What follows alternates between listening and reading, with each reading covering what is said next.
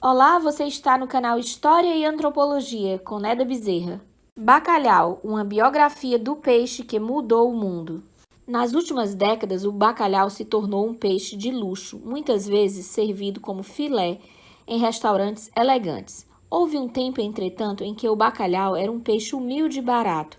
Nativo do Oceano Atlântico, o bacalhau pode medir até 2 metros de comprimento e pesar até 100 quilos. Não é difícil de ser pescado, muitas vezes ficando em águas rasas, perto da costa. Então, o que torna a história desse peixe grande e vulnerável tão fascinante? Você provavelmente gosta do seu peixe preparado de uma certa maneira, seja frito, cozido no vapor ou grelhado. Mas quando se trata de bacalhau, muitos países, especialmente os do sul da Europa, são tradicionalistas. Eles comem o bacalhau salgado. Esta tradição remonta ao povo basco, os primeiros pescadores a apanhar o bacalhau. Eles preservariam este peixe com o sal, uma técnica que acabou se revelando fundamental na exploração desse recurso inestimável. Os bascos são uma população relativamente pequena de pessoas do atual noroeste da Espanha. Eles sempre foram independentes, mantendo sua própria língua, esportes e cultura. Eles originalmente zarparam para a América do Norte em busca de carne de baleia, que era muito procurada na Europa, mas ao longo do caminho descobriram o bacalhau.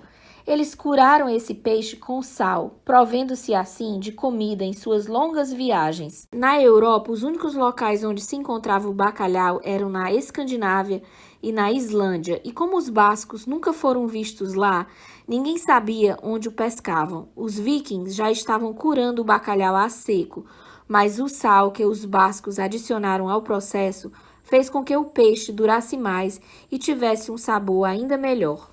Embora o bacalhau salgado fosse comida para os bascos enquanto continuavam sua jornada norte-americana ao longo da costa do que hoje são os Estados Unidos e o Canadá, também os tornou ricos ao voltarem para casa.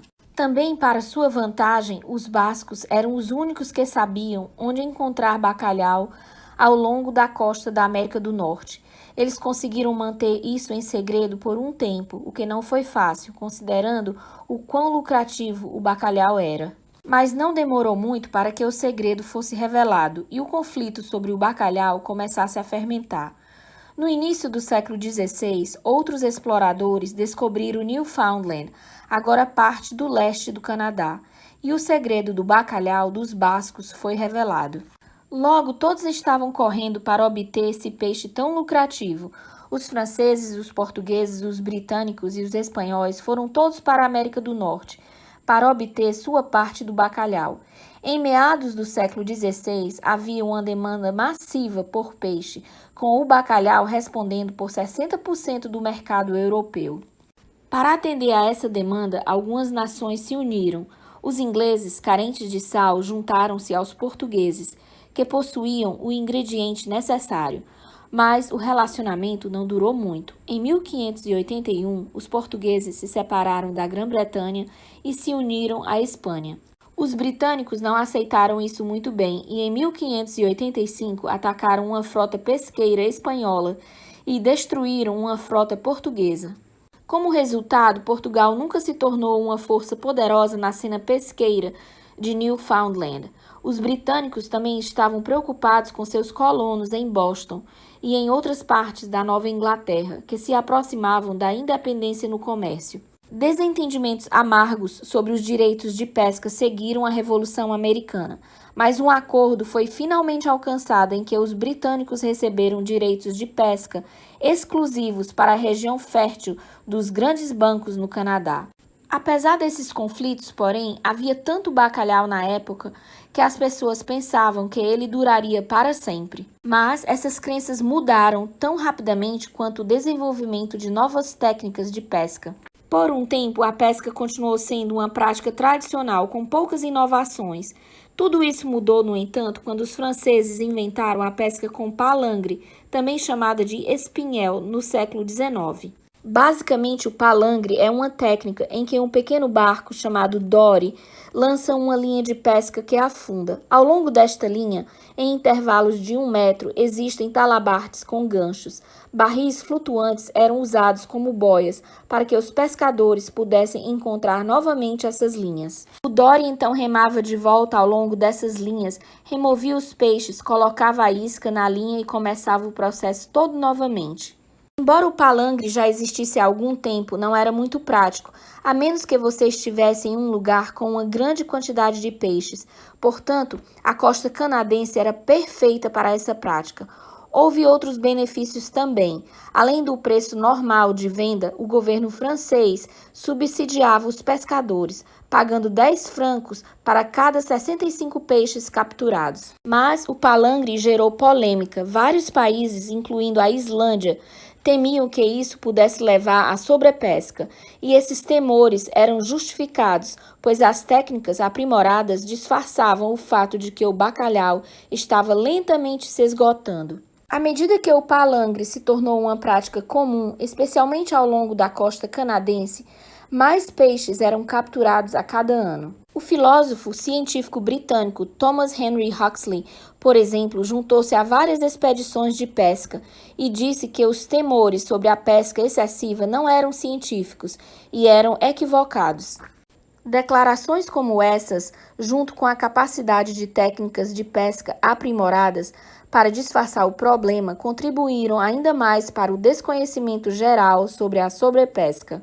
A maioria das pessoas sabe que a invenção da máquina a vapor levou à Revolução Industrial.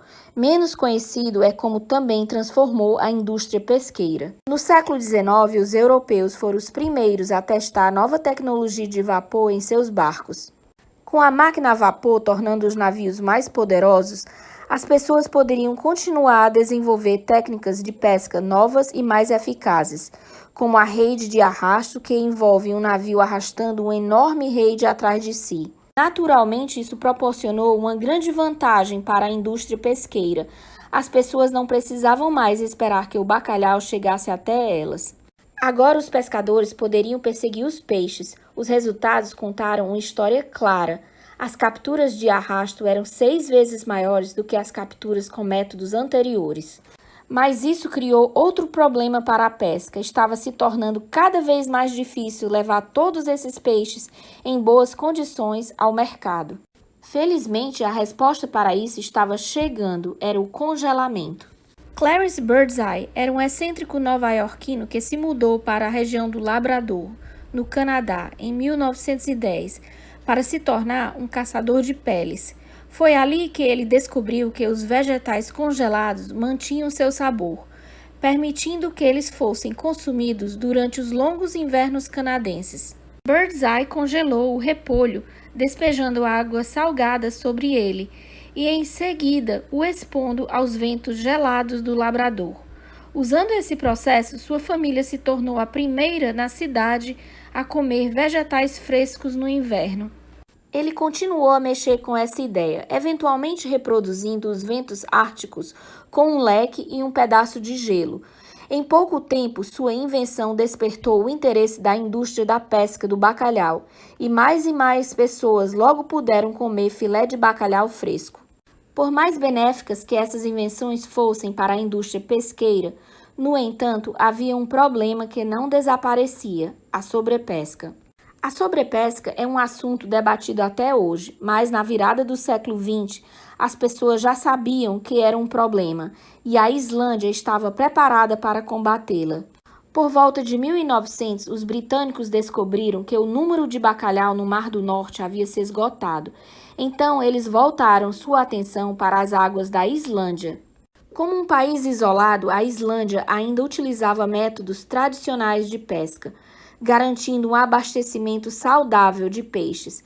Mas, com a chegada dos britânicos, vieram as técnicas de pesca modernas, levando a Islândia a utilizar sua própria frota pesqueira e criar uma classe empresarial islandesa. No entanto, não demorou muito para que os islandeses percebessem que a taxa de reprodução do bacalhau era limitada e que suas águas se tornariam rapidamente tão esgotadas quanto as do Mar do Norte. Por um tempo, durante a Primeira e a Segunda Guerra Mundial, os britânicos pararam de pescar na Islândia, mas retornaram logo depois. Quando a Islândia se tornou independente da Dinamarca após a Segunda Guerra Mundial, os islandeses estavam determinados a proteger a pesca excessiva do bacalhau. A Islândia sabia o quão importante sua indústria pesqueira era para o país. Então, eles lutaram para expandir os limites territoriais da área de pesca ao redor do país, para manter outras nações fora. Inicialmente, a área tinha apenas 3 milhas, mas a Islândia foi capaz de expandi-la para 4 milhas. Ainda assim, em 1958, as capturas de bacalhau islandês continuaram em declínio, então eles aumentaram o limite para 12 milhas.